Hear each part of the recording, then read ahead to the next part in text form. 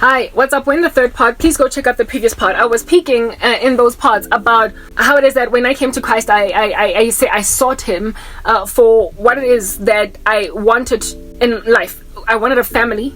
I wanted a legacy that was established on just purpose in a set, like I can't call it a utopia because some people really hate that word, but just a unitary, solid, unique, directed purpose amidst a group of people, otherwise known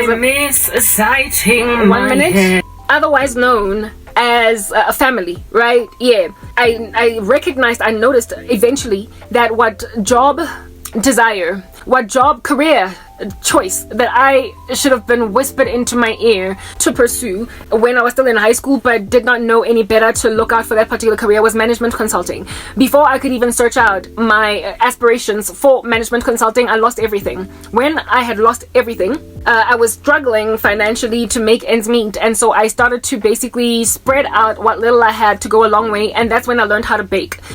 Baking of which was frankly to feed me over longer periods of time without having to go to the store afresh and buy a loaf of bread. I would much rather make my own loaf of bread, right? And upon then experimenting with baking just to feed my stomach, I developed an adoration for it until it got to a point where I had gotten so good at it that I wanted to make out of it a business. I, however, did not want a business as I did not want to be a baker chilling in a bakery selling pastries. Even if the bakery would get very big, I did not want that. I wanted to bake at my leisure.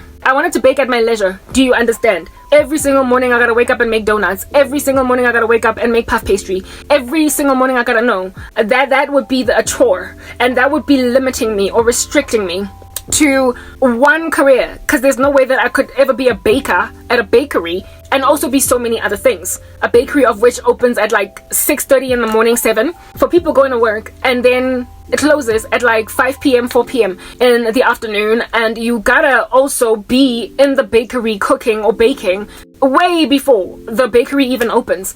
So it was going to take away all my time. So I knew that I loved this particular craft, but there was no way that I was going to work to open an actual bakery. It was not going to happen. But I wanted somehow to monetize baking, and also baking that would be on my own clock. Something that I would do that I dictate when I do it. And so when I started to basically notice that the very people who taught me how to bake are the very people I should be following after. I learned how to bake from YouTube tutorials. So I at some point got to not a conviction, but a determination to, upon getting my own apartment, little by little, brick at a time, build a YouTube channel for cooking. Build a YouTube channel for pastry in particular. And well, I mean, I haven't been able to do that because I can't do a YouTube channel. I can't start a YouTube channel for baking because I don't have my own kitchen. I don't have my own house. I don't have pretty much what I need in order to make that work. I also wanted to then give away what it is that I would bake to my community, so as to feel good about feeding people and helping people along, and mix that also in with the gospel, right? So that's one stream of income that God gave me. Remember, I sought His face and I was like, Father, give me a career, a job that I'm going to love and be passionate about. I did not know that I would love baking. I should have known, because my grandmother was really good at it, and so too was my mom. She just stopped doing it. It runs in my family, but I never experimented with it enough to basically develop a passion for it until I was suffering so much that I had to bake for myself, and then I realized I loved it. Okay, so that's the first thing that God gave me. Remember, in the previous part I spoke about how it is that diagnostics was the thing that God had blessed me with as a gift. I'm able to diagnose root causes. I am a pathologist that way. I told you guys that I could not study medicine because I'm squeamish, I'm queasy, I'm also very sensitive to sorrow, human suffering. I can't take it. That level I wouldn't be able to deal. Do you understand? But I wanted to be able to work with the human body, the anatomy, in a way that is helpful, but in a way that also spares me from a lot of the sorrow of human beings, because that would be too much for me. Okay, so then as I was like trotting on along in my suffering and my sorrow and all of these things, I then happened upon other problems in my life. So I lose a job, and then I lose therefore my ability to take myself to a salon to deal with my natural hair, my afro hair. It's all hard, not nappy, and like entangled and strange. Even though it was this like beautiful mane once upon a time, now it's like not trying to grow because I don't know how to handle my own hair. Somebody else was dealing with it before I lost everything. And so I lost my hair. I tried to keep it in a bunch. I had a beautiful afro. Goodness, you would just go on Facebook, you would see what my hair looked like before I lost it, right? I'm recovering, I'm catching back up again, because yeah, that's the thing that I'm getting to right now. So I tried to maintain it. It broke like no man's business, and I relaxed it. I put relaxer in my hair because I imagined that whatever, I've had an afro for almost a decade, so I guess it's time for a change. I hated how flat and how like gatsy like a little kitty cat I look like on the head. I hated how thin it was. I could not stand relaxed hair. I tried to maybe put a little bit of relaxer in my hair so as to soften my afro to make it more manageable. Again, I did not like its girth. I did not like the way that it looked. This was happening over a season, some time. I'm cutting a very long story short. So ultimately I got to a point where I was like, you know what, I love my hair, and I love my hair natural, and the best hair that I've ever had has been natural. So I gotta find a way around this. I gotta find a way around this, guys. You know, I gotta find a way around dealing with my hair. So I again went on YouTube and I made a decision to learn, study hair, what grows it, what does a better thing for it, what this, what that, how to handle, never mind just any hair, but 4C hair, i.e. our natural hair, black people's hair, this coily stuff that we got going on, how to deal with that. And all of the lessons that I learned from all of these women all over YouTube enabled me to thrive my crown, right? You've seen my hair, if at all, you've watched some of my videos where I do hair. Now, as a result of learning how to deal with my own hair, I then developed a strong desire to help others the way that I was helped along. Remember, I told you diagnostics, I'm big on healing. The loss of my hair was so devastating, guys, because of the fact that I had grown this beautiful mane. I was known for it. Like, you know when something on you sticks out, no one can ever walk by you without raising it. That was my hair. Like, my hair was this thing that when it was out, my afro, when it was out, which was not very much, because I used to always cover it in protective styles back in the day.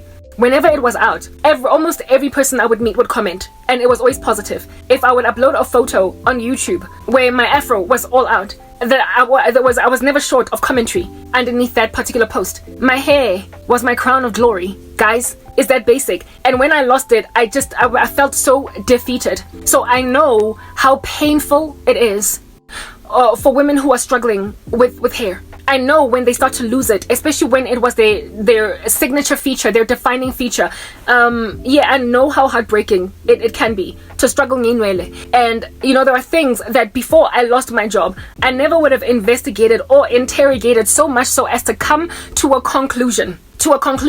Do you understand that they're fixable? I never would have gone there because I never would have spent so much time so as to investigate in such a thing as that if I was not thrown into a crisis where my own stuff fell apart, and so I had to investigate, diagnose myself, ultimately therefore reaching a protocol, a regimen of sorts that then would enable me to overcome challenges with that particular thing. I never would have just gone on YouTube to find out how to grow 4C hair. Why? Because by the amazing grace of God, my hair by itself just grows very naturally, healthily. I'm genetically blessed that way. And if at all I had somebody that was good at managing my hair, I was good. I did not have to use products and whatnot to grow my hair. I did not have to do treatments. It just naturally thrived on its own by the amazing grace of God, right? But when you're busy dealing with thinning hair, falling apart hair that's not growing, because now you don't have a stylist, that's when you're gonna suddenly realize that how much better your hair could have been if you actually invested in it. Being naturally gifted is great with like certain genetic genetic benefits for yourself. It's good, all great. But if you can help someone that struggles even genetically to grow hair, if you can help somebody that struggles to thicken hair, somebody that is just prematurely graying and they don't want all that gray and they want to naturally deal with gray hair, if you are dealing with somebody that has issues and apart from actually handling in a medicinal capacity, they are essentially kind of screwed, that's when you, realize what a benefit you could be to people. And when I was dealing with my hair, I was dealing with a woman whose hair was growing, but I was not retaining length. I had bad hair practices, essentially. And so the fact that my hair naturally grew was irrelevant at this point, because I did not know how to manage it until I ultimately taught myself how to manage it. After learning how to manage it, I took care of my hair and took all the tips and hints in my stride, including nutritionally. And the astronomical improvement, even in comparison to back when I had basically hair statistics up my sleeve. I was the hair girl, and here it is that the hair girl has even more hair than 10 years ago when she was much younger, at an age where she should be struggling with hair growth, the acceleration, how fast her hair grows, and also how bushy or thick it is. At that age where stuff starts to kind of go south, things like hair in a woman's life. I'm 39, okay? Yeah, that's what's good. I have managed to not only get a thicker mane on top of my head, it grows a lot faster, but it is also blacker than it ever has been before. And while I've never experienced gray hairs in my life, when your hair gets blacker than it was before, it implies that there is a reproduction, a re-inspiration, a remanufacturing, essentially a rejuvenation of the creation of pigment. That is what it is that causes your hair to be a particular color. And if your hair gets darker, it means pigment creation magnified. It is increased. It means that your hair is not being demelanated. It is not being grayed. So I have never had gray hair, but I am certain that if I was starting to gray, I would have reversed that with the interventions that I used. I came to identify, I made insights, thank you. Just like an auditor, just like a management consultant. I made discoveries. I happened upon insights, and these insights are enabled me to realize that I could convert this into a business. And never mind converting it into a business, but I could actually truly help people that are struggling with things that appear just like, I'm past that point now, karabo. I'm already gray, or I'm past that point now, karabo. I tried gamiriri and it failed. I passed, like people who have essentially thrown in the towel. I was always such a big advocate growing up of nature versus nurture. I've always been rigid on it, almost immovable, believing that you gotta be born with a girl or just dream on. That's how I've always thought. So I like with intelligence, I was like, it's nature. Your mama either smart, either if you're smart, your mama's smart or your daddy's smart. But you can't just be smart when you're with two dumb parents. I was always such a big nature advocate that nobody could move me until persecution. You see, when you sit on nature versus nurture, you leave people in a dark place who don't have it going for them naturally. You make it such that there's no way out. The Lord had to retrain me in that regard by putting me in sorrow. And when it comes to hair care, I discovered that it's a combination, yes, of nature, but nurture can make all the difference. And I happened upon hair content creators whose nature it left a lot to be desired, but their nurture caused them to slay even people whose nature was on fire. I've got nature on my side when it comes to hair, but there are people whose hair is growing so well on YouTube who naturally you could see from looking at the photos that they had that nothing in comparison to me. My hair just grew and developed by itself. It was like weeds just popping out. I was blessed that way. And if somebody could do a better job at bringing hair out of their skull than one who is naturally gifted, it then retrained me. It helped me realize that if there are interventions that you can embark on to grow your hair and to keep your hair pitch black if that's what you want, to increase the pigment, melanin production that creates whatever color your hair is, to continue to have it perpetually manufactured in your skull so as to basically delay your graying, if not entirely eradicate it. When I learned about rice water, for instance, I found out that the Yao women who use rice water are this tribe, right, of women who, some of them going all the way into the ages of 100 and something, have got this like jet black hair, like all the way into 105. You've got this grandmother with jet black. How's that even a thing? How's that even possible? I started to realize that it is possible to inspire hair to stay black without ever graying, because that's how the Yao women do it. There's no person in this world that does not ultimately encounter grays when they get to a certain age. And if you're 105 with jet black hair, no, I'm sorry, that is not nature. That's nurture. That's what you're doing. That's what under heaven it is that you're doing to basically make sure that grays are not a thing. So I do believe that it is possible to reverse gray hair without using hair dye, because I have seen my own hair go jet black. It was already black, but it's now super black. Do you understand? Because of interventions that I'm taking both internally and externally. So granted that was a thing. You can reverse aging of your hair from the inside of you. I then saw that I could help, and I could also create a business case. You know, I could enable women who feel they feel cooed by gray hairs. They feel cooed by thinning hair. They feel overwhelmed by hair challenges. And you know, wearing wigs is not fun, guys. Like, you want to have a season of just kind of letting your hair out and fly and breathe. That's what's good. Yeah, so I realized that I could actually help people along. I could be like sort of doctorly, but without the qualifications, because YouTube is the one place where you can go and essentially give people the kind of advice and help that you would historically have only gotten in a doctor's office. But now so many people are studying all different kinds of things on the internet, finding the knowledge literally just free insofar as you have access to Wi-Fi. That would have cost you a pretty penny to go to a dermatologist, not a dermatologist, that too for hair, but like I wanted to say, like a specialist for inwele. You know what I mean? I realized that there is a severe hunger and thirst for knowledge on earth, and people are also misdiagnosed. No, not misdiagnosed, that too, but what I wanted to say is misinformed, and they're accepting stuff in their stride. But thank goodness there is a platform for knowledge, thanks to even God's word being fulfilled in the book of Daniel, that in the last days knowledge will increase. And so with an increase in knowledge, there is an increase in empowerment by people to essentially overcome certain issues that they have, right? I love the Lord, and I of course want others to love the Lord, that they might go to heaven. Sometimes the way that you enable a person to understand that God cares about them, and so therefore cause them to respond appropriately to God, instead of being passive, aggressive, or rejectful of the Lord, is to make them understand that the Lord sees their pain in light of small things, including big things. So whatever it is that the world considers to be a triviality, and enough for God to ignore it because he's so busy, the Lord has cared enough. Basically, eradicate a problem that was small. It was a triviality in the eyes of many others, but because it broke my heart as badly and as bigly as it did, it was catered to by him. He cared about the loss of my hair.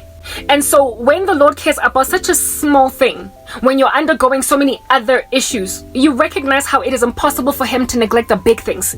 So when the Lord corrected my hair, I then was like, this is another area of diagnosis. If at all you can help women understand that every ounce of pain in their hearts that they're dealing with, that the world however imagines is trivial, God cares for it, because look how he cared for me. He cared for my hair. Even in the midst of all of my poverty, with me having nothing, I still have managed to grow a beautiful mane. So when you tell a person, whatever man, that's a tiny little issue, nobody cares. That's the kind of stuff that will make a person so bitter that they might not even look at God, if you know what I mean. Like when you think a woman that is getting irrecoverably just constantly just popping, and you basically explain to them, or this person, like they're dealing with struggles, God, like they're having an issue with their relationship with God, and they're feeling disillusioned. You have no idea just what it might actually do for them before you even talk to them about their compromise with God, how it is that the Lord might actually first and foremost just deal with the thing that's plaguing her the most at present. Before, every time she's struggling with a relationship with God, she is struggling with compromise and settling. And she is a woman that perhaps, for instance, is waiting on the Lord for a husband, but she's got this like cystic acne. And this woman is feeling so insecure and so infinitesimal because she is being passed up by so many men, because they're not looking at her, that all you can do as a Christian is say, love the Lord, just wait on him. He will bring your husband along and he will love you with all of your flaws no matter what. While that is a noble way to think, At the end of the day, like Romans 7, that's what I said when I first started chatting in this particular chat session. We are born as human beings dead in trespasses and sins, and in sins that our parents conceive us. And when we get born again, we get renewed and regenerated fine. But we still have to make war with this body of death. By the Spirit, we still got to put to death the deeds of the body. So since men are naturally just visual, they're born naturally visual, they tend to make decisions on women based on what they see. When they come to Christ, they got to make war with the fact that they tend towards making decisions on nothing but aesthetics. They have to actively fight it. They have to actively brittle that tendency, knowing that beauty is fleeting and charm is deceptive, but a woman who fears the Lord is to be praised. They know that. You gotta help men along in their sorrow, in their struggle, being carnal. You gotta help them along. You cannot just expect a dude to be so spiritually mature that he will take a woman he's not attracted to and marry her because she's super godly. So when you're dealing with a woman dealing with insecurity issues, self-esteem issues, because she's just riddled with all of the cystic acne and her hair is not growing, she's got a bad case of alopecia, you can say God loves you and the Lord is going to bring a man that's going to love you as you are, and indeed that is possible.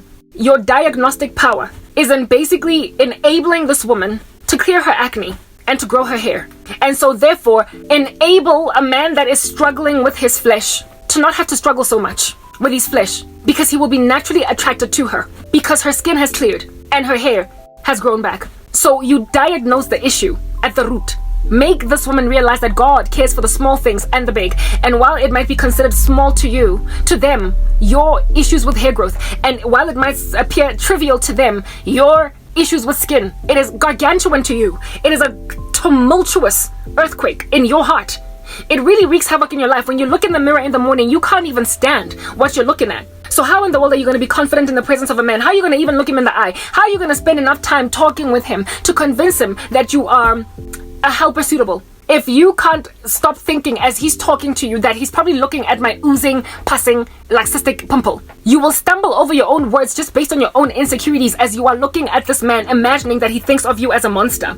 So you might even stumble your own game by simply being just violently insecure. So you diagnose the issue. You look at a situation, all of it. You scan it from the top to the bottom. And you therefore help a person be placed in a position to be now at ease, being secure in Christ. So this woman, for instance, is the example that I'm using with this woman who is struggling with a relationship with God. She is embittered because she's been waiting for her husband for a minute. She is struggling to basically hold fast to her convictions that she wants a Christian husband, because at this point she's turning 40 just like me, and there is somebody in the office that is an unbeliever that's pursuing her hard knock. So why not just settle in that regard? Because look at all these guys that have passed me up, and how dare I be choosy about it being a Christian or not, until somebody walks up and is like, so what are you doing for your skin?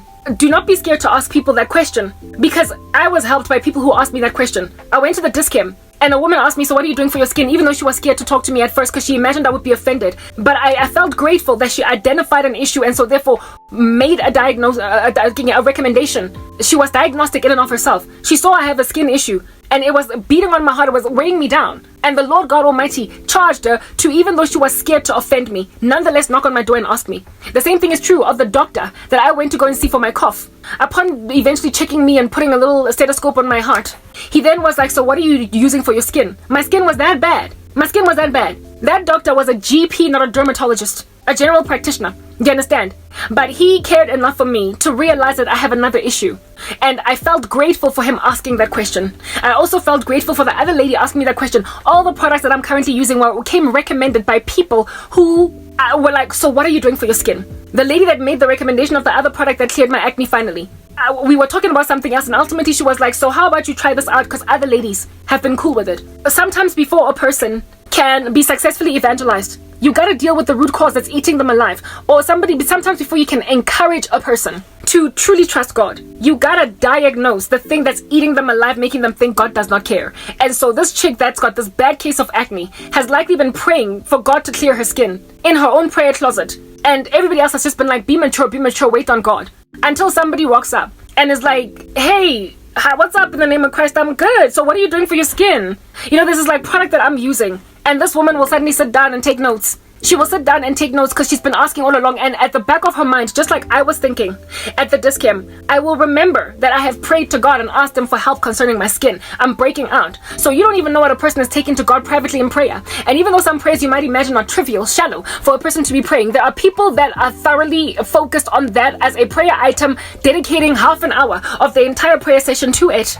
But it's trivial to many. But the Lord is the God of the small things and the big things. So the Lord gave me a gift to basically diagnose. He gave me a gift as a pathologist, a diagnostic gift to identify the root cause of a person's rebellion against the Lord. And the way that he has given me this power is by giving me might, is by giving me issues in the same area. He gave me issues in the area of getting food, until I could spread a little to go a long way. He made me thrifty, able to, make sound purchasing decisions.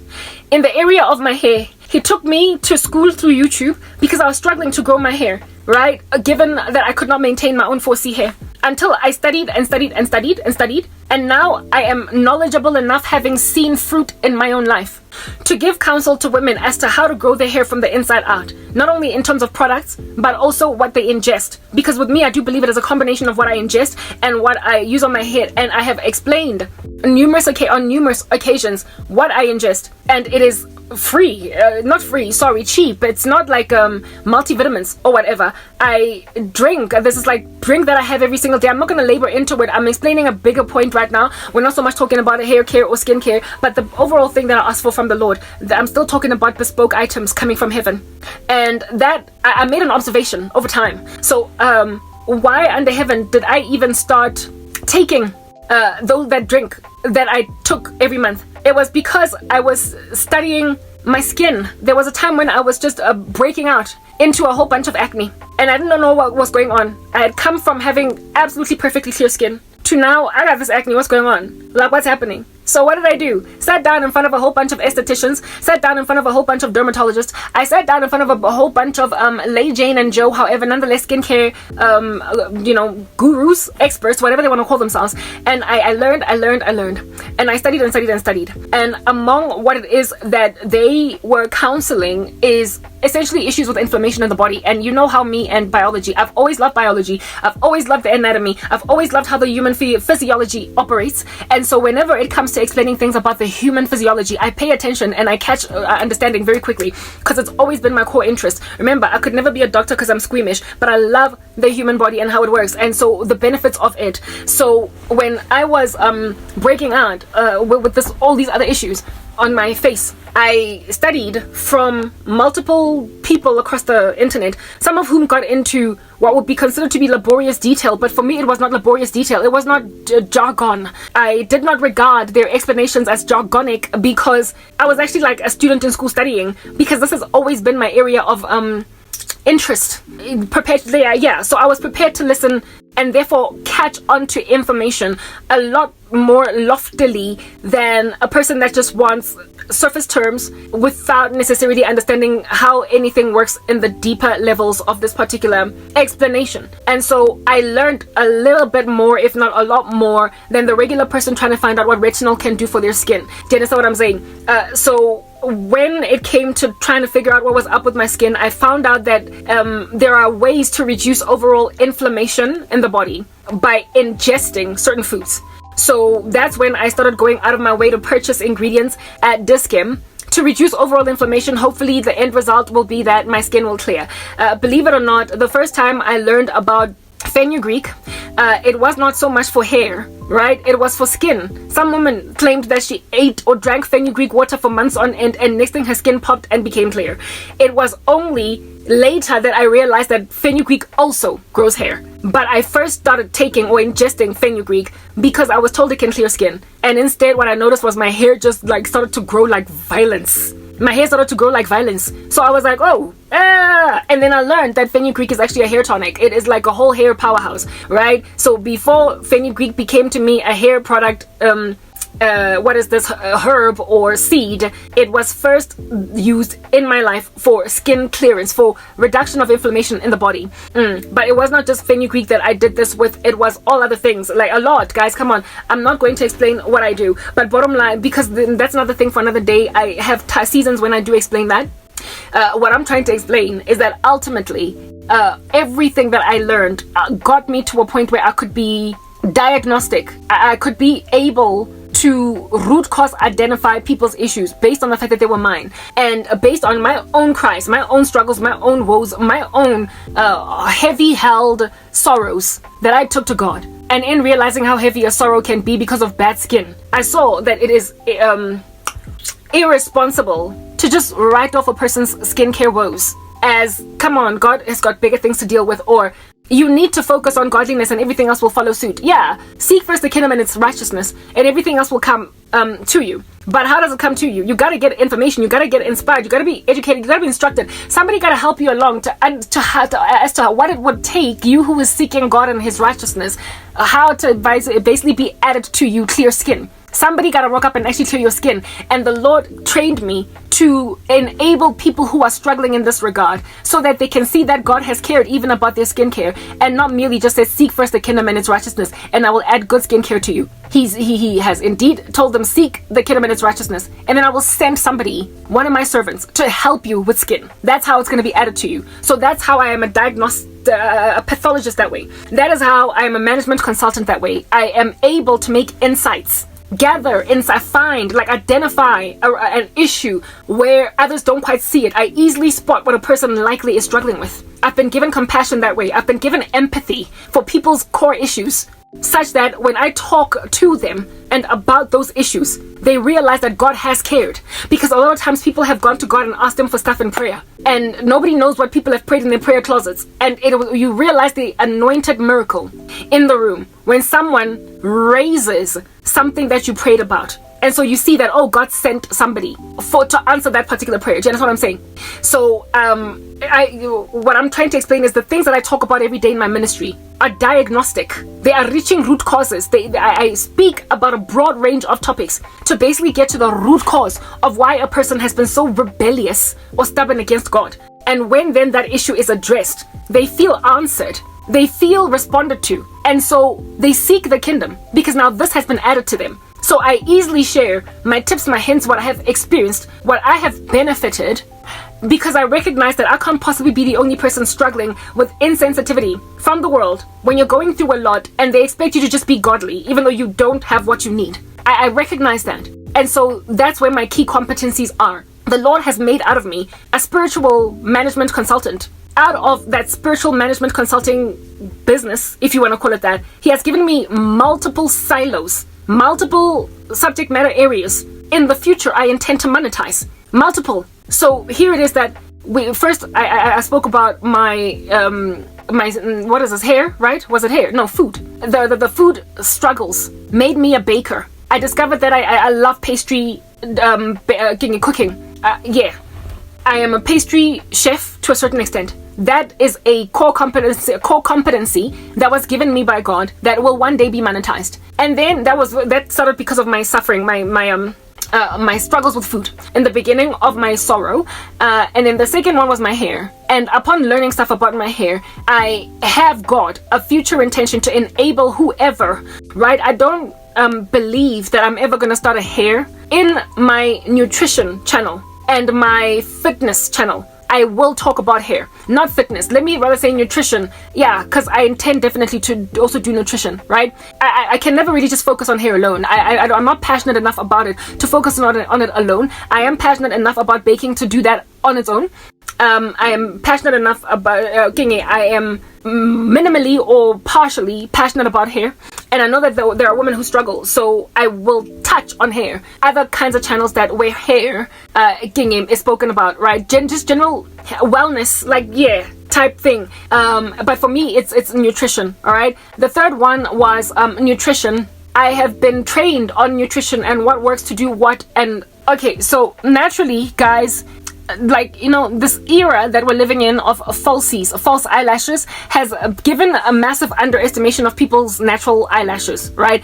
So naturally, I have had some somewhat, rich, blackish, visible eyelashes. Mara, because of the era of falsies, my eyelashes are underestimatable. However, if you still have mad respect for your own natural eyelashes, okay, If you also are not a makeup wearer, you want your eyelashes to be slightly bushier, maybe even your brows. Ever since drinking my drinks, my eyelashes have been thicker. They've been thicker in a noticeable way that I can see in the mirror when I look at them, right? But you would not notice that because right now I'm wearing like app makeup. You won't be able to see my own natural eyelashes, but my own natural eyelashes have grown because all of the hair on my head has just done so well. My brows are slightly bushier, my eyelashes are slightly thicker and longer, and my head of hair is strong on the head because of these interventions. There are people who are interested in such information as that. Do you understand? And who feel blessed and regarded by God when such things enable them along. So they have like overall health benefits that you will start to notice, like a whole rejuvenating anti-aging effect in your body from like simply consuming certain food without going supplements, without basically, if it's food, it's highly unlikely gonna afflict you in one way, fashion, shape, or form. Okay. Very well. So that's the thing. So nutrition has enabled my eyelashes to grow. It has helped along to a certain extent, but not fully, with the clearing of my skin. The clearing of my skin was largely topical. And also ingested hormone balancing tablets that I take every single day. It's been a struggle. You guys know my struggle with with clearing my skin. But I ultimately got to a point where it's cleared, and now I'm just dealing with the hyperpigmentation, but I no longer have any new acne. And the hyperpigmentation is fading quite fast. And that's advice that I gave 2 or 3 videos ago. I spoke about that. You can go scroll down and see that particular video. I spoke about how it is that before you allow some eerie man to pay your dermatology bills, listen to this. There I give you the full haul of my skincare to help you understand what eventually worked for me. The whole nine is in there. So I'm not omitting to speak about that right now for selfish reasons. It's because that's not the main topic of discussion that I'm trying to wrap on about right now. Okay, I learned about nutrition, right? And then another thing that I struggled with was the fact that I was sitting at home bored. Do you understand? I was sitting at home, not bored. I mean, yeah, bored to a certain extent. I had my ministry, but I realized that I was not getting a job any minute now. I realized that the country has shut me out. I realized that I was basically supposed to take care of myself because nobody else would care to take care of me. I saw that I had to take care of myself because nobody was trying to take care of me. So I made a decision to start exercising. But with exercise, because I have historically always struggled with rote mundane exercises, I decided that I was going to dance.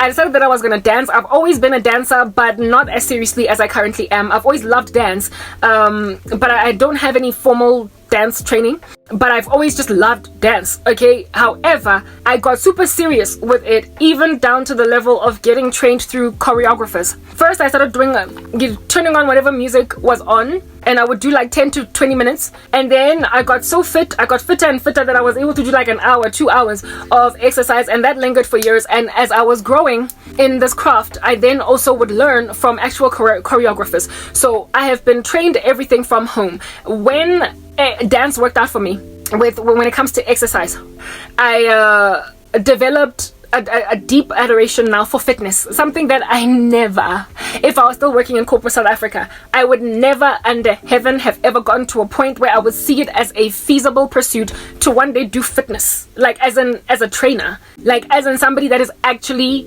helping people to gain muscle or lose weight. Libala, that was never going to be me. I was never going to find the time.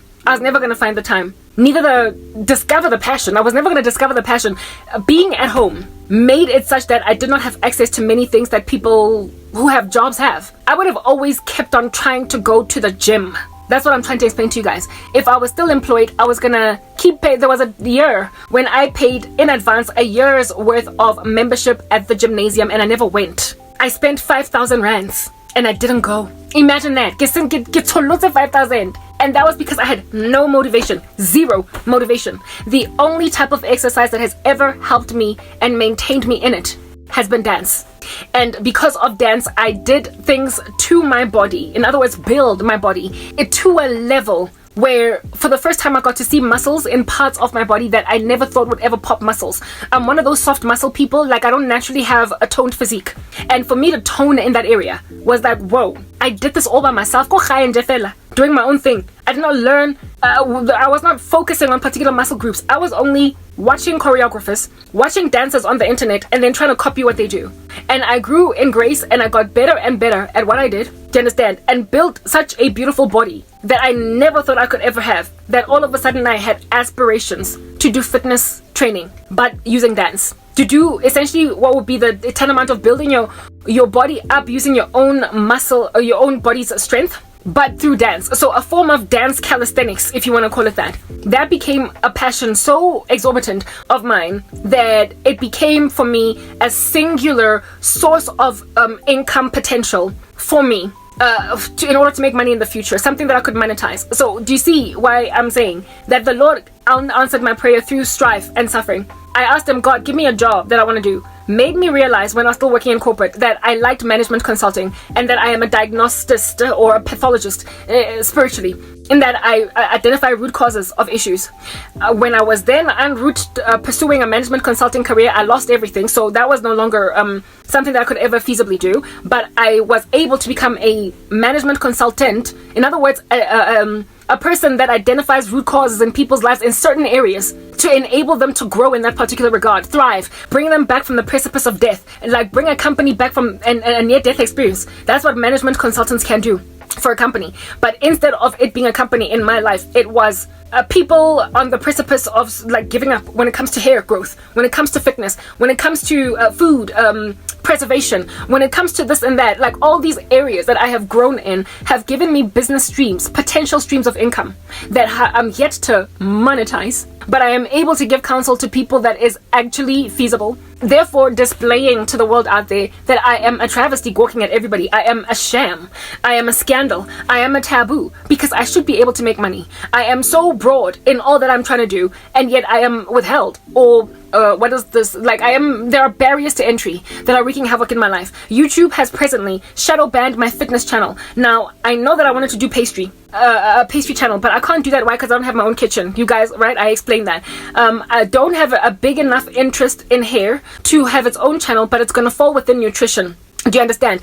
I can't do nutrition fully the way that I want to do nutrition if I don't have my own job, my own money to be able to eat healthily and enable people to gain tips and hints consistently on a YouTube channel for nutrition. So nutrition is something that I also intend to in the future do, right? But there is something that I can do given that it uses my own strength. I don't go to the gym. I use the floor over here to work out, to dance, and it actually produces results. Do you understand what I'm saying? So I then realized that, okay, I can start to come up with a stream of income that is going to be profitable for me without any money. And it's dance, and YouTube has shadow banned that. I have got, what do you call this thing? Barriers to entry everywhere. I am being inordinately persecuted for no other reason than the fact that I'm a Christian woman. Like, yes, witchcraft coming from here to Timbuktu. No one wants me to do what I wanted to do. But you see, that's just the thing. When things get to a point on earth, when you refuse for people to acquire what they ask for, God is not going to write out that random rubbish. He's just going to take the church, rapture us, or kill those who are barriers to entry that others might thrive and live. What America is doing to me as an individual is an abomination and a travesty, and I don't even have protection from South Africa because they also want me to fail. And who in the world under heaven wants a person to fail so badly, that have allowed themselves to basically neglect their petitions that they sent to God at the door, and so therefore allow their proverbial cars to get repossessed? People that have waited on the Lord, they want us to throw in the towel, give up, and just settle, because nobody is listening to our YouTube channels, because nobody is heeding our petitions. Nobody is apparently listening to us. And the thing about that is, that's just the thing about when you are literally 5 seconds close to a breakthrough. When you are 5 seconds close to getting what you want, the devil will raise up so much affliction against your person that you will feel like I gotta throw in the towel. But what you gotta do is make like Michael Jackson and moonwalk backwards and look at your prayer petition list to the Lord. Investigate what you did. Think as time has progressed. All that has happened to get you closer, just ever so slightly closer to whatever it is that you asked him for. And if there is observable traction, if there is observable progress in what it is that you asked for, if you are observably able to see how far you've come from where you started from, that's when you should hold fast even harder to what you're waiting on the Lord for. Because the Lord, upon, like, you know how I made that example with the bespoke, with a dressmaker that you are asking for a bespoke wedding dress concerning. You first pay the deposit, and then you will pay installments all throughout. And this man or woman will go to then down and start buying all the materials and making your dress. And it'll take months for them to finish what they need to do. And then they're gonna give it to you after you make your final installment. But in and of yourself, you have to keep yourself in a particular bunch in order to continue to fit into your bespoke wedding dress. Otherwise, you're going to have wasted all that money that you paid in order to get this dress made for you. The Lord is the one that prepares you for your acquisition. Whatever under heaven it is that you asked for, He will build in you all that you need to ultimately get there. He will give you everything you need in order to achieve fulfilled dreams. It is a providential process. It takes time. You cannot just merely enter into answered prayer, if at all, especially what you're asking for is bespoke. If it is that bewildering in its aspects, if it's just marvelous, too marvelous to touch, then honey, you need to be marvelously chiseled. Do you understand? In order to acquire it. Only think about Joseph, how it is that the Lord showed him that his whole family is going to pay homage to him one day. And they just laughed at him and threw him into slavery. He was endured through so much hardship that he got to a point where he essentially had given up on that dream. Like it was just God patronizing him. Until after all that pruning that he endured in Egypt, he ultimately got to a point where he interpreted Pharaoh's dream and then built the irrigation project that would ultimately feed the world during a famine. He was on that day then the prime minister of Egypt. When his brothers came along, they then did exactly what it is that it was predicted to happen all those years ago. They paid homage to him. The sun and the moon and all of the sheaves bowed down to Joseph. They bowed down to Joseph. It happened like proper, like hand to glove, but he had to be put through a process. So the petition was at the beginning of his life, and the dress was at the date of comeuppance for his brothers and recompense for him. And when everything happened according to what he asked for, it was like, whoa, I didn't expect it to happen like this. I didn't anticipate to undergo so much suffering, so much long suffering, so much patience, but it ultimately paid off. What is imperative is to not give up anyway along the way. Because you're a slave in Potiphar's household, don't throw in the towel. Because you're a prisoner in Egypt, don't throw in the towel. Just continue to serve the Lord, and ultimately a cupbearer and a baker are going to come through. And through the testimony of the cupbearer, you will ultimately be placed before Pharaoh. And then you will be made the prime minister of Egypt, and your brothers will ultimately do what it is that was predicted all along anyway. How long did it take? 1,000,000 years, didn't it? Yeah, but it nonetheless got you there. Pay your installments until the very final one, but also keep yourself in a bunch. You got to be maintained in godliness. Joseph was a cut above the rest in Egypt. Why? Because he was a Hebrew that refused to bow down to Pharaoh. He refused to bow down to the gods of Egypt. He still stayed God's servant, even though he was living in a pagan nation that did not care for his God. He nonetheless maintained what he learned in his upbringing, in his household, in his home where he grew up. He maintained his godliness. He never tarried left to right, even though he no longer had any Hebrews to fellowship with in Christ in the land that he was at. He maintained his godliness. What's important is to maintain your stance. While you're waiting, you gotta wait joyously with peace. You have to wait in holiness. You have to wait in sanctification. It is not the tantamount of waiting when you fornicate because you haven't had sex in a minute and then you decide to go back to being celibate again. It is not the tantamount of waiting when you watch porn throughout the whole time. It is not the tantamount of waiting when you masturbate throughout your celibacy. It is not the tantamount of waiting when you compromise your holiness. You have to keep your vessel in a particular bunch, much like, I guess, the analogy of the bride, the future bride, maintaining their weight since the Lord already took their measurements. At the beginning of them asking for the bespoke gown, the Lord took the measurements, did he not? So you still have to maintain. You pray in a godly state, asking the Lord for certain things. At the time, at the date of your prayer, you're godly. So you gotta maintain that godliness up until the date of the acquisition, the date of your husband coming along. You have to be still a godly girl. You cannot anticipate that you're gonna get your husband when you are masturbating every day or when you've bought a sex toy. Because what are you gonna do being celibate for 12 years?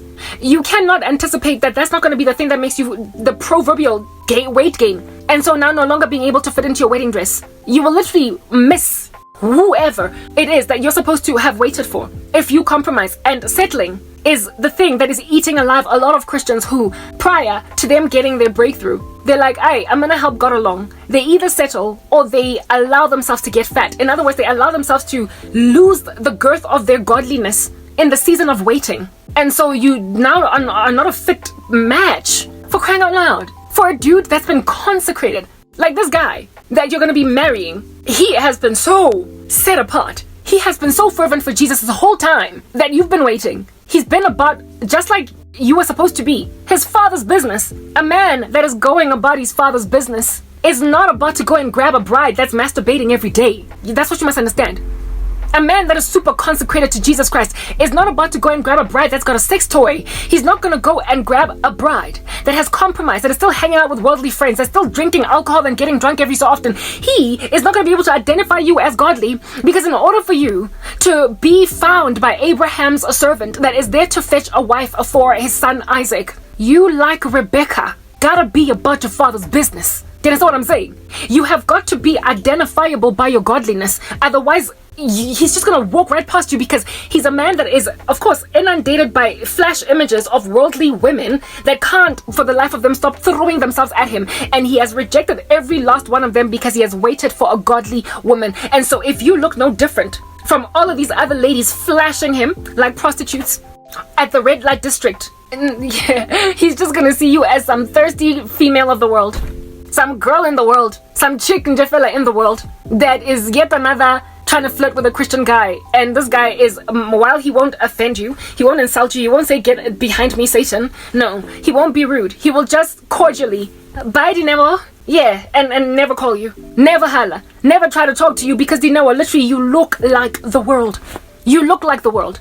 So you gotta fit into your dress that you asked the Lord for in the beginning. Otherwise, monthly installments that you paid for that dress will be just a waste of money. And the guy who made it, your seamstress, the tailor, the dressmaker, will then go and sell that gown to recover his costs if you don't pay the remaining installments.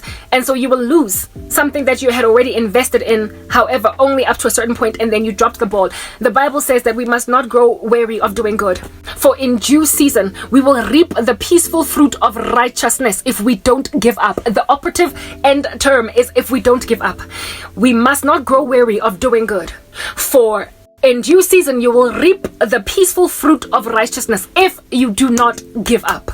Throwing in the towel is not at all acceptable. So, in continuing to tell my story, I got my, my fitness. I gained it. Do you understand?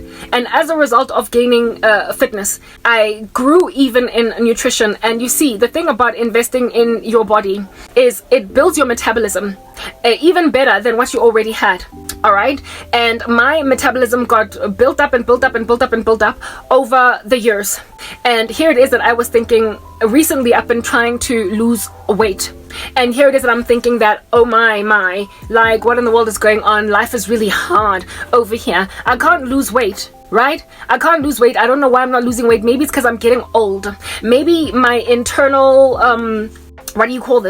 physiology is aged.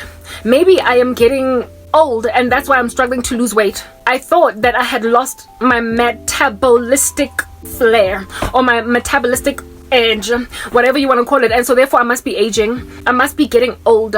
I've lost my je ne sais quoi, and all that jazz. Until having sat down for, first it was 2 weeks because of my cough, and then last week it was because of the weather, and then here today it is because I'm talking too much. I have been inconsistent with exercise, but nonetheless, every time I go back to exercise, I still have the energy that I have, but I have lost weight in this past passive season. I have not been working out as consistently as I have been. I bet you have made observations if you follow my ministry for any length of time, but despite having been largely sedentary, I've lost weight. I noticed yesterday when I worked out and I wore these black pants that were kind of snug, and now they were loose patches. I thought that maybe I was feeling things, maybe the pants were not sufficiently washed. You know how when you wash pants they shrink down? I was like, maybe I don't know, the washing machine didn't do what it was supposed to do. But when I washed my exercise last night, but this afternoon, when I watched my exercise video, I was like, whoa, I'm skinnier. I've lost weight. The very thing that I was asking for, I've lost weight. What in the world is going on there with me being sedentary, sitting around? With me being sedentary, not as active as I was. What is working for me in this time? It is the fact that my metabolism had built itself, and so I'm losing weight even without exercising, coupled with the fact that I am fasting. You guys know that. But I made a decision to eat as much food in the fast as I did even without the fast, because of the fact that I would feel very weak during exercise, but I would only start eating that food at 6 p.m. So I have both of my meals, one at 6 p.m. and then the other at like 10, 11 at night. And I thought that because of that, I'm not going to lose any weight at all. But it turns out that starving my body for a certain number of hours in a day without feeding it food is nonetheless causing me to lose weight, even if I'm still eating the same amount of food. Even if I'm still eating the same amount of food every single day, I still lost weight without exercise. So what in the world was that telling me? That fast is self-denial. The fasting season is a season of self-denial, right? And I am waiting up until 6 p.m. to feed my body. And during the season of self-denial, I am getting what I asked for in prayer. I wanted to lean down. I wanted to get skinny. I wanted to lose weight because I told you guys that I'm a tall woman. I don't like being big. I prefer to be slender, right? And I've been struggling to lose weight during the time when I was feeding myself, when I was just eating breakfast and then dinner. I tend to eat like 2 meals a day. I was eating breakfast and then I was eating dinner, normally without fasting. But now I'm on a fast for spiritual reasons. And initially I said I want to fast also for working out. But then when I started to feel weak, I was like, it's not gonna work. It's not gonna work. I cannot, because I need food for crying out loud. That's what I said to myself. You will recall that, right, you guys? That's what was going on. However, for me, the issue in question here was the fact that I was feeling weak prior to exercise and also during exercise, so I needed a food. And I thought, whatever, we're gonna abandon our desire to lose weight. I'll see about that later when I'm not fasting. And I lost the weight anyway during a season of self-denial. So God, when you are in self-denial, that is the best time, do you understand, for him to give you everything you want. It is the season of basically passing up that which is obviously not for you. When you think that you can't possibly gain anything from your feats in holding on to Jesus, that you miraculously happen upon answered prayer. I wanted to lose a certain amount of weight, and I've been struggling to shed weight, and I thought it was because I was getting old. Until I fasted. And even though I'm still eating the same amount of food in my fast as I was outside of my fast, only difference is that I did self-deny. Throughout the day I'm hungry. Do you understand? That self-denial has given me the desired results that I was looking out for during a season of not denying myself. Just by simply having hunger for several hours, and so suffering to a certain extent, I lost weight. My body rewarded me by making me lose weight, even though I'm still consuming the same amount of food, and also even though I'm sitting around, evidencing that what's going on here is not age. What God was doing was teaching me a lesson. He was showing me that just because you were leaning on your own understanding, you refused to fast because you were upset at what you imagined to be your fast not producing fruit for you. Because you were waiting on me for so long, and so even though I would tell you, fast, Karabo, there's too much demonic attack going on. Fast, Karabo, there is too much demonic attack going. I feel like I need to finish this conversation in a final part.